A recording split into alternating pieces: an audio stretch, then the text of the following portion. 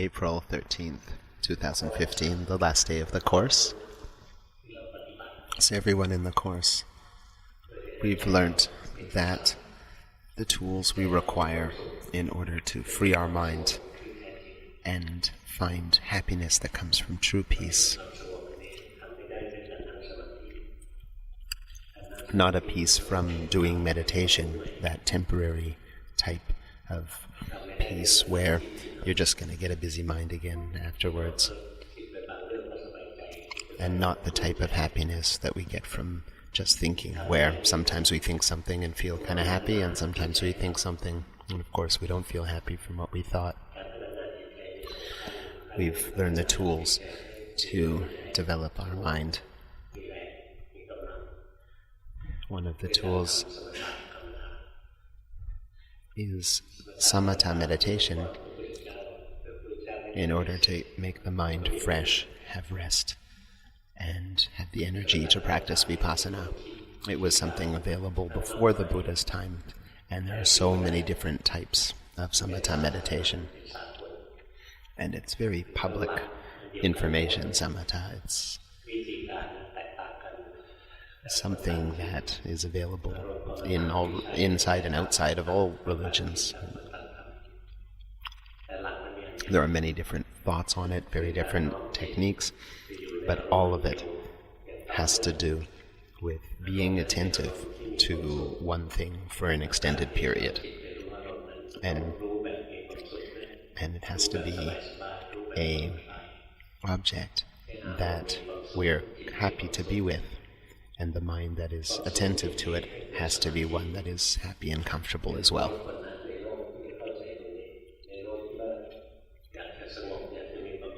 In this world, people think, okay, I want to feel some peace inside, and then they try to put the mind into a particular state where it can be less thoughts, be more still.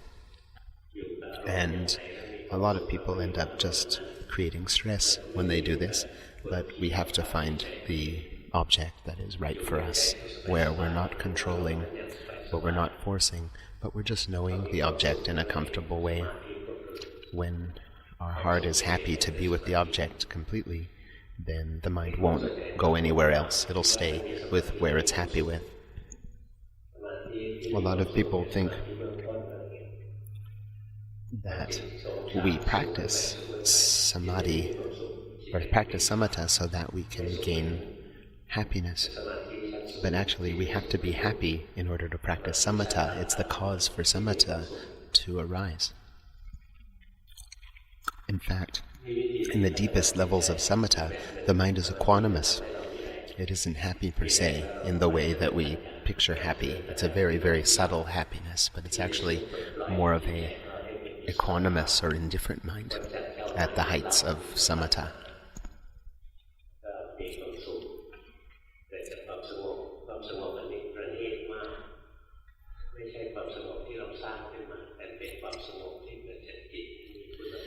The high-quality mind with correct samadhi has a different type of peace.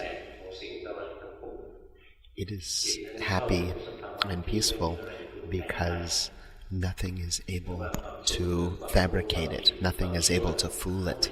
It's not being taken over by any mental formation. So it's completely free in a very genuine way.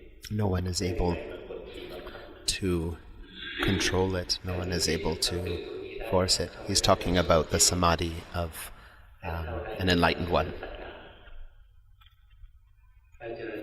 The way to arrive at such a place of complete freedom where nothing at all can ever take over the mind ever again.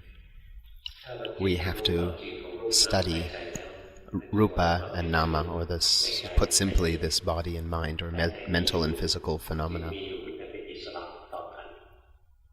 We start to see the body moving or breathing, and the mind as a separate thing from the body that observes the body.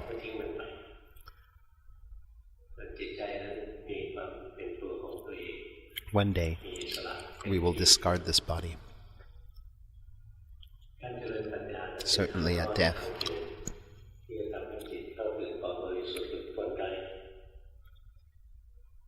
There is only one way that this mind can become truly liberated. A lot of people try all kinds of other ways than this one way. They try to get brainwashed or brainwash themselves into a certain way of thinking. They try to suppress the mind until it can't feel anything. They try to create a realm, a happy realm, and try to hold the mind into it.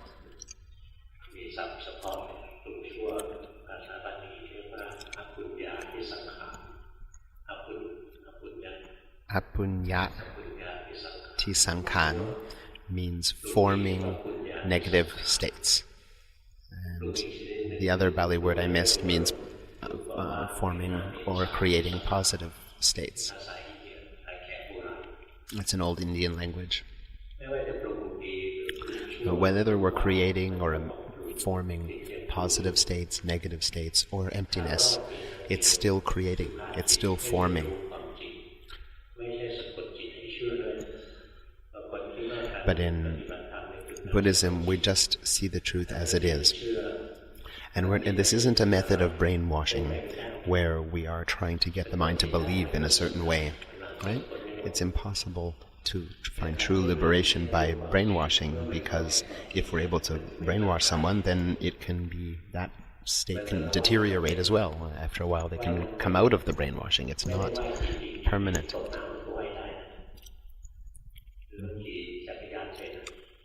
Someone who's able to swim, somebody who's able to ride a bike, we can see that once we're able to do these things after we practice, they're actually pretty easy.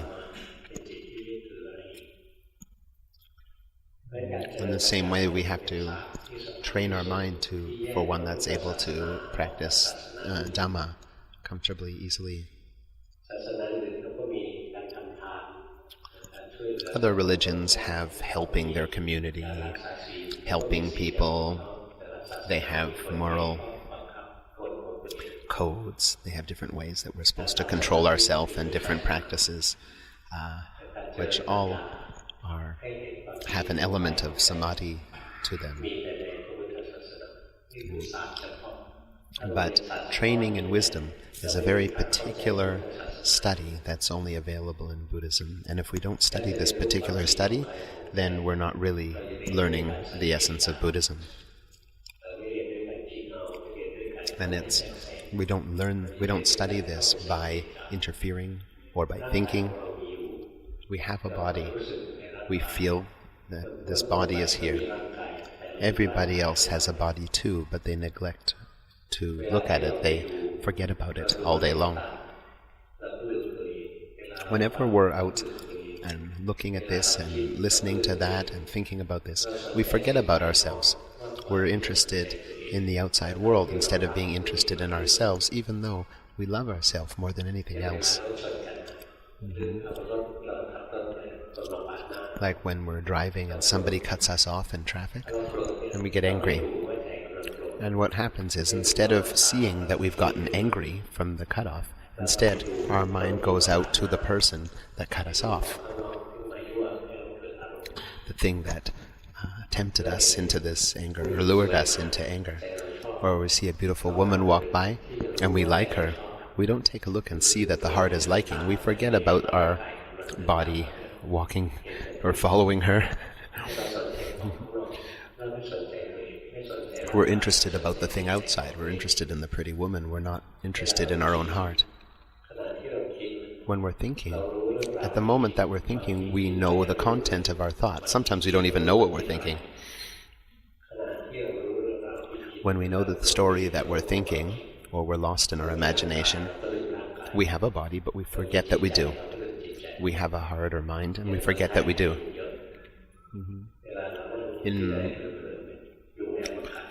There are a lot of mosquitoes in Thailand. Sometimes when we're sitting there thinking, our mind has wandered off and we're deep in our story, we get bit by a mosquito, and we don't even know that we got bit. We find out later that, ooh, I'm itchy, I must have got bit. We didn't even notice that a big mosquito came and sucked our blood.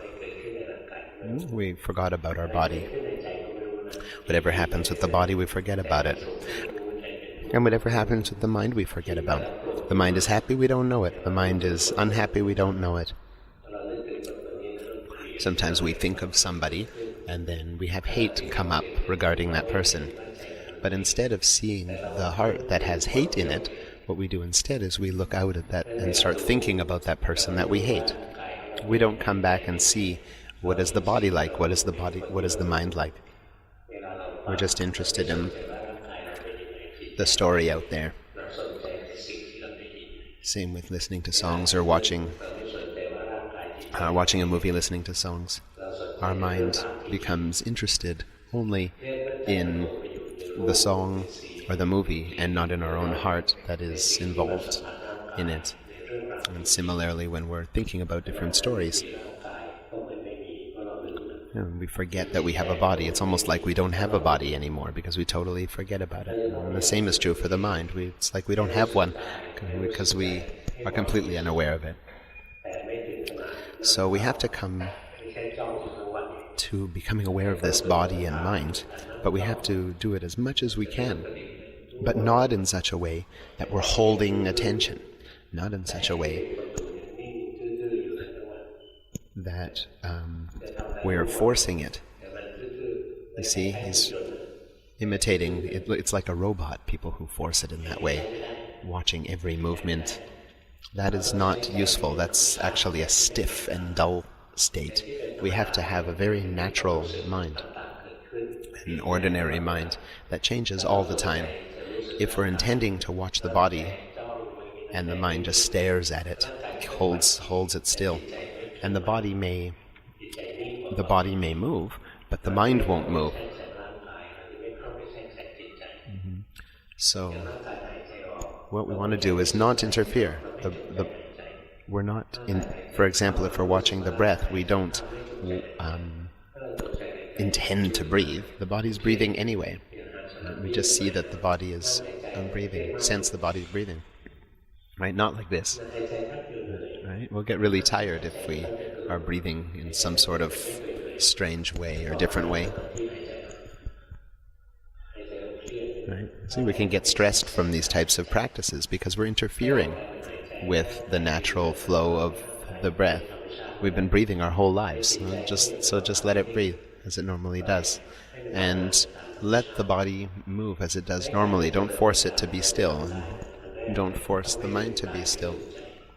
So our first thing to do is not forget about the body and forget about the mind. If we forget about the body and mind, we'll never be able to learn the truth of them. The next thing is we shouldn't be interfering with the body and mind or trying to control them. If we try to control them, then we won't see the truth of them either. If we want to see the truth, we have to let the body and mind free to do what they do and know what it is that they've done. So one thing that we'll do is become interested in our thoughts or senses. We'll get lost. And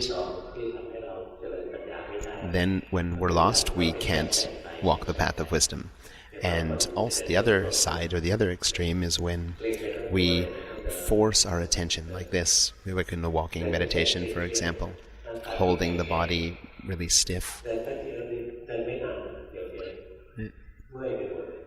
We won't be able to see the truth when we're interfering. You notice when we do walking meditation, just a few minutes and we start getting tired and bored. But if we walk shopping, we can do it for hours. When we sit in meditation, you can sit just like this, in a relaxed way. You don't have to sit with crossed legs if you don't want. It's all about the quality of the mind. It has nothing to do with the position of the body. We just want to be in a place where we're not forgetting about the body and mind, and we're not forcing or controlling the body and mind. That is enough. Master Put said that if we're practicing Vipassana, we could be in a yoga position. We could be having our head on the ground and our feet up and straight up in the air, and we can still be practicing for wisdom. Okay. Whenever we say, okay, it's time to do meditation, everyone, and then everybody shifts and moves and gets ready, starts to control their body immediately. And so often when you start to control your body, next you control your mind.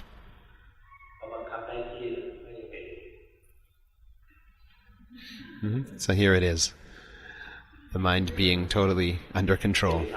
But don't do that. It's not the real deal. It's fooling yourself. When we've controlled, what do we get? We get a burden. Because after we stop controlling, everything will come back to the way it was before we were controlling. So use a mind that is normal, natural. Just feel within this body and in this mind. The body is moving, and we know so, in a very relaxed way. We'll see that this body and mind are two different things. The body is moving, and the mind is just the watcher. Some people practice like Lung Pa Tien in these different movements of the hands. Now, some people, they think that, wait a minute, I did the wrong step. If we think that we did the steps wrong, and then that's wrong meditation, then we've got it wrong. The importance isn't how many steps or how many movements we do. Or walking doesn't have to have particular steps to it or movements of the foot.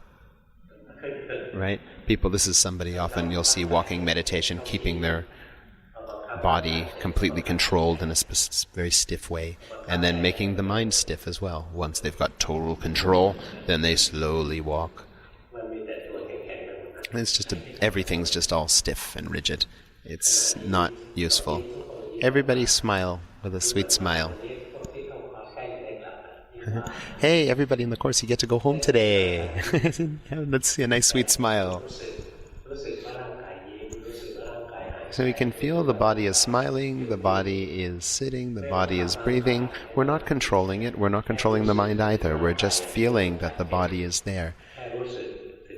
Being aware of the way that it is, and being aware of whatever feelings come up in the heart. For example, happiness is there, we recognize that happiness is there. If there is unhappiness, we recognize that. Anger, we recognize that. Greed, we recognize that. Or busy mind, we recognize that. Depressed, we notice that. Why do we notice these things? The heart is just the observer. We'll see that the body and the mind are two different things. The body and the mind are two different things, and they're not us. The body isn't the mind. So when the body gets sick or the body is in pain, the mind doesn't suffer as a result. It isn't the body.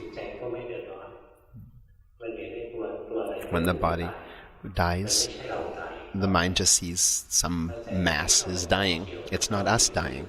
It doesn't come in and be attached to it anymore. So we don't suffer as a result of having a body.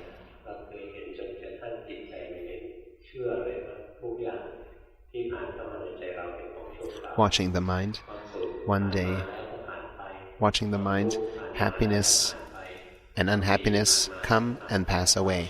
All good states come and pass away. All negative states come and pass away. If we keep watching again and again and seeing this again and again and again, we'll see that every single formation that comes up in the mind is temporary. It's just like a guest into our home. A guest in our home stays for a while, and it's a guest. It goes away.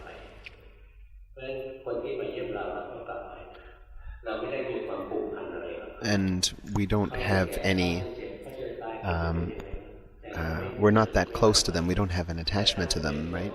If it's somebody else that we don't love, just a guest, and we don't have any attachment or love to them, towards them, then when they're sick or when they die, then it's not really a big issue for us, right? But once it's our body or someone that we love's body, then we suffer. See, we're not free. We have all these desires, all these wants that we have in our heart, and we have them all day long. Desires are coming up, wants are coming up all the time, all different kinds. But we can summarize every single want is related to, we want this body and this mind to be happy, and we don't want these things to be suffering. That's what it all comes down to. Why do we watch a movie? We want the mind to be happy. When we feel sort of sad or bored, we want to go drink alcohol. Why do you think we want to go drink alcohol? We want the mind to be happy. Why do we go to the doctor? We want the body to be happy and comfortable. Right? So every single want that we have always comes back to, we want this body to be happy and free from suffering. We want this mind to be happy and free from suffering.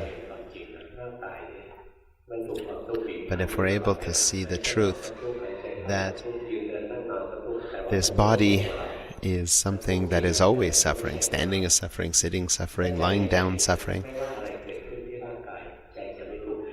if we truly understand that the body is a total mass of suffering, then the mind won't attempt to try to make it comfortable, won't try to gain any happiness from making it comfortable anymore. It'll be free of the bondage of attachment to the body. Notice people that are old. If they've never practiced, then they suffer so much as they're getting old and dying.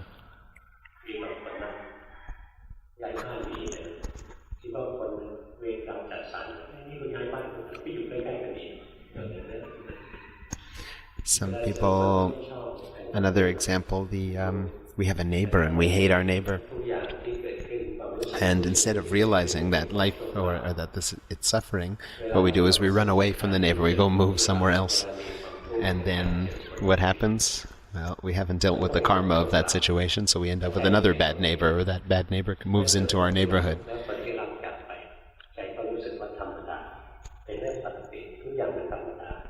So Dhamma is something very ordinary. Everything is ordinary.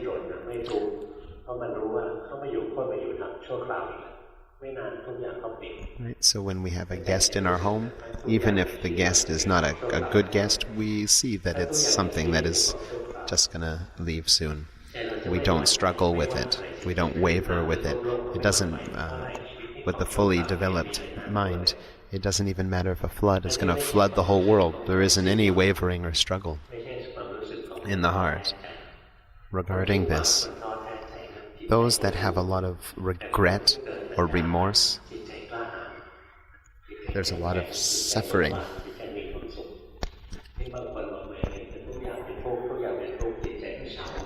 And some people say, oh, everything is suffering, and if they're just thinking about it, then they may feel regret about this, or sad or depressed about this, right? But this isn't a true practitioner. This is just somebody thinking. If you actually practice and see that everything that arises falls away, and everything is suffering, that actually the heart is very happy and expansive because it is free of this. When the mind is not attached to the heart, or to what happens in the heart, or to the body. Buddhadasa said, our tongue is in our mouth. I want to try to follow this.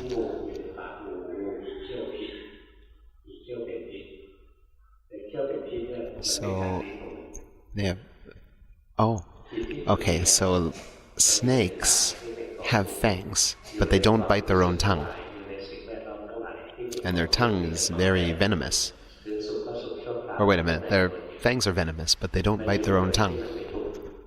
So the tongue of a snake has poisonous fangs, but he can't bite his own tongue or he'll die, right? It's like the snake is living with suffering right there. This poison is right inside the snake, but the snake is not affected by the poison. So that's an analogy to, we live with this body and mind which are suffering, but the enlightened mind lives with them in such a way that doesn't suffer as a result of that.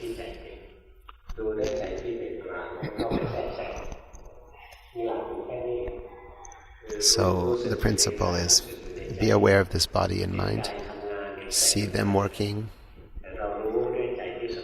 but with a mind that is comfortable, that is impartial and doesn't interfere. When happiness comes up in the heart, we just know that it's there. We don't interfere with it. We don't try to make this happiness stay really long or learn, okay, how is it that I can keep getting this happiness? We don't interfere with it. When suffering arises in the heart, we don't think, we just know in a way with not interfering, not hating it, trying to push it away. We need a heart that is equanimous, that isn't liking and wanting more of this, or hating and disliking and wanting less of that. Not interfering, but just seeing the truth of everything come and go. Because we have bias, we are not able to be equanimous. So we're trying to see in an unbiased way, without liking or disliking what happens, just see the way the body and mind are. But when we do have liking and disliking come up, we don't resist it or reject it, because we can't reject it, it's there. The truth of non-self means that we can't control, we can't order the mind to be the way we want it, we can't order the body to be the way that we want it. We can't order the body to not get hot, not get cold, not get thirsty. The body, the mind, we can't force it to don't suffer, be happy all the time. We can't suffer these things. We can't control these things. So we look in such a way, we see in such a way, but that we don't interfere. So if something comes up like happiness and we like it, then know that the mind is liking. The liking will disappear once mindfulness sees it. Because the liking has a greed invested in it, that's an impurity. And when mindfulness sees a defilement or an impurity, then the impurity disappears, because mindfulness and unwholesome states, like impurities, can not exist in the same mental moment. So the eyes, ears, nose, mouth, body make contact with the world, and then whatever we make contact with, we like it or we don't like it. We see the liking, we see the disliking regularly. Soon mindfulness will come in and the liking and disliking will disappear. Equanimity will be achieved. Some of us, when we practice meditation, we can make the mind really nice and still and content. And then what do they do when they come out of this meditation? They come out and they think, oh wow, I'm a good meditator, that was great, And they end up with a big ego that believes that it's able to control things, rather than seeing the truth, that things are actually not ultimately under our control. So it doesn't gain the true wisdom. When we come out of a stillness meditation, there's an art to it. If we come out of it too quickly, then we may have a headache. It may be too drastic, the different.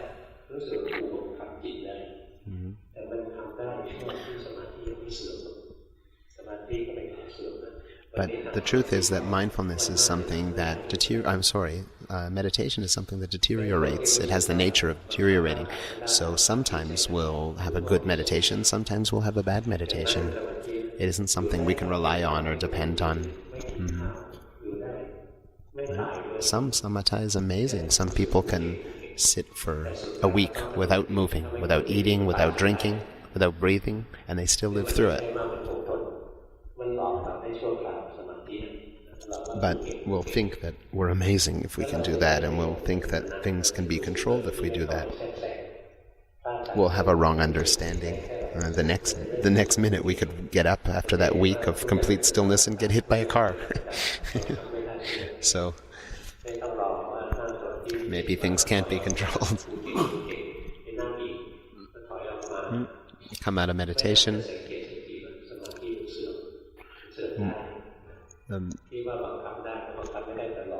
See, even these wonderful meditators, they can't do it all the time. And they can't truly control how it's going to be. It's just fooling yourself if you think that you can control things. So come to see the truth of the body, truth of the mind with an ordinary mind, and a mind that isn't interfering. This is the principles of practicing wisdom. When we practice watching the body, we can see it in real time. We can have a relaxed, comfortable mind. We don't notice with a rigid or stiff mind like this. Like the dummies on the sides of the streets that are waving people into their shops. Right? This is a useless kind of a thing to do. Just practice in a happy, content way. You laugh and see the body laughing, the body standing, sitting, lying down, see it doing so. See the body eating, see the body going to the toilet. See that it isn't us. See in a relaxed, comfortable way. You can see the body in real time, right in the present.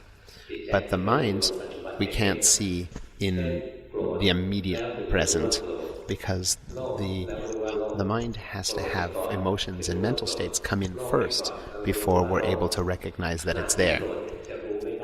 So while we're greedy, while we're angry, we won't be able to see it. There won't be true mindfulness that comes up. Mindfulness will come up after the greed or anger has arisen. The Buddha taught bhikkhus, when the mind has craving, know that it has craving. You see, it has to have craving first, and then we know it. But if we were angry yesterday, and then we know today, that's too long, that's too far away. It has to be quite close to the moment that it actually happens. So there's no way that we can be greedy and continue to be greedy and continue watching it. It comes after. The knowing or mindfulness comes after. Watching the body happens right in this moment. But watching the mind or heart is the moment, the next moment from the present moment. There isn't. So it's the immediate next moment. If we have too many things in the middle, if there's too big of a space between the amount of time that we're greedy or angry and the time that we know the greed or the anger, then that's not the practice. That's too late. But if it can come up and then we can know it quite quickly, that's useful.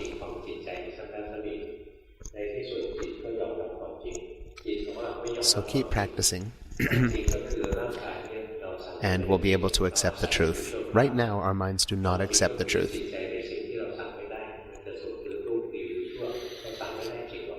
We'll see that whether the mind or body is suffering or happy is not something that we can control. We still think that these things are primarily under our control.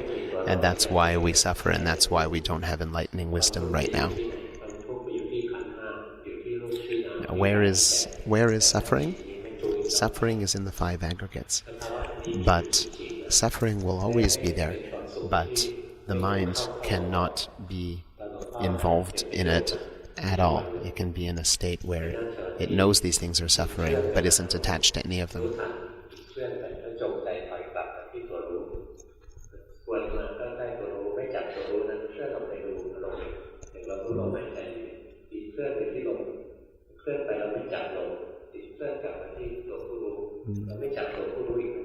So there was a time when Luang Por was practicing, and he could notice the things going on in his heart, and his mind would move towards it. He would see that, and then the mind would move back and be the watcher, and then it would go back again into the next states that would come up, and go back again to the watcher. So there was the mind, there was what was going on in the mind, and then all of a sudden the mind just dropped out. and wasn't holding anything. It wasn't holding to the watcher. It wasn't holding to any mental formations. And he was certain that must have been nirvana. So then he didn't intend to, but he ended up going to see a great master named Bunjan. He was actually just at a seminar from work, and it was the evening, and everybody was starting to drink and party, and he didn't want to be there for that. So he went to a temple called Santidham, and it was nearby. And he figured, well, maybe I'll just go do some meditation instead. So he walked in. A monk came up to him and said, "Oh, Master Bunjan is here." Said that to Luang Pa when he was a layman. And Luang Pa said, "I don't know that, Master. That's okay. No, thank you." And he actually knew that there was an abbot there named Tong Yin, and he knows him, and he was going to go to say hello and pay his respects. So he asked this monk that came running to him to tell him that Master Bunjan is there. He said, "I want to go see Ajahn Tong Yin." So this monk conceded and brought him there. So he sat there with Ajahn Tong Yin for a while. It was late by now and cold. That monk was still waiting for me.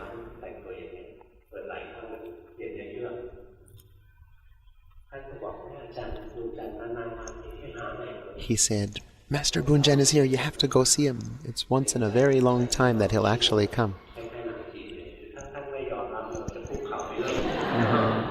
Yeah, it seemed as if he was begging, just sort of like in an old Chinese movie, would just stand there on his knees for hours until I concede. So he said, "Okay, I'll go see this master." And he was it was just a little kuti, a little hut with a little balcony. And he went up the stairs. And then that monk that escorted me there ran back to his room. And I was there alone with this Master Bunjan. He saw me and he was laying down, but he sat up, pointed to me and says, and didn't even say hello, he just said, "So, how is it that you practice?" So Luang Pa at the time, he said, I'm not holding to the watcher, and I'm not holding to the formations. So Master Bunjan said, "What kind of nirvana has an entrance and an exit?" And didn't really understand what he was saying. I think maybe we just had a different accent or a different way of talking, so maybe I thought he didn't understand what I said, so I said it again. You see, my mind isn't attaching to the watcher, and it's not attaching to the mental formations. You see, it's not interfering. You see, that means that it's not interfering with anything. I thought I was in nirvana. So I told him again. The second time, this time, he yelled it. "What kind of nirvana has an entrance and an exit?" He was shocked. And he realized that, oh, he's right. There's still a coming in and out of this. It can't be nirvana. It's not the real thing. It's a fake. It's a phony. It's just another subtle type of samatha. Do you know the name of this type of samatha? The samatha that doesn't attach to anything, doesn't hold, that doesn't hold to the mind watching, doesn't hold to any formations. He's not going to say the mind of it. He says it's not the name of it. It's not polite to do so. So you can find the name for yourself. Then he laughed and laughed and laughed, the Master Bunjan, after he shocked Luang Pa. And so Luang Pa didn't really think anything was funny, but he laughed anyway, just being kind, because the teacher was laughing. And then all of a sudden, as he was laughing and laughing, Ajahn Bunjan was laughing, then he just stops. Yeah, just like there's no waves in the ocean. And so then I stopped. And then he says, "Good. Your practice is good. Now you can go." And that's it. What an amazing master that was. Never knew him, but he obviously sent a monk to come, and he knew that I was coming, and he says, make sure that this man that comes in comes to see me.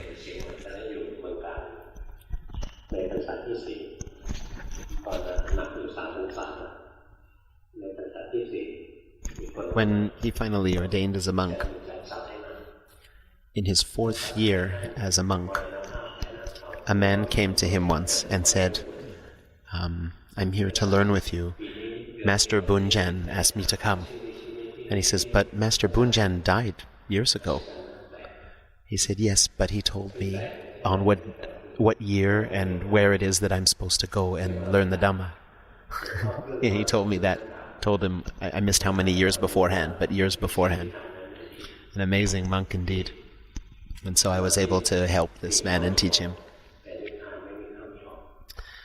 Everything, meditation has an entrance and an exit, but nirvana has no entrance and no exit. It's right here, eternal and always in front of us, but our minds are just not of a high enough quality to see it. We're still a slave.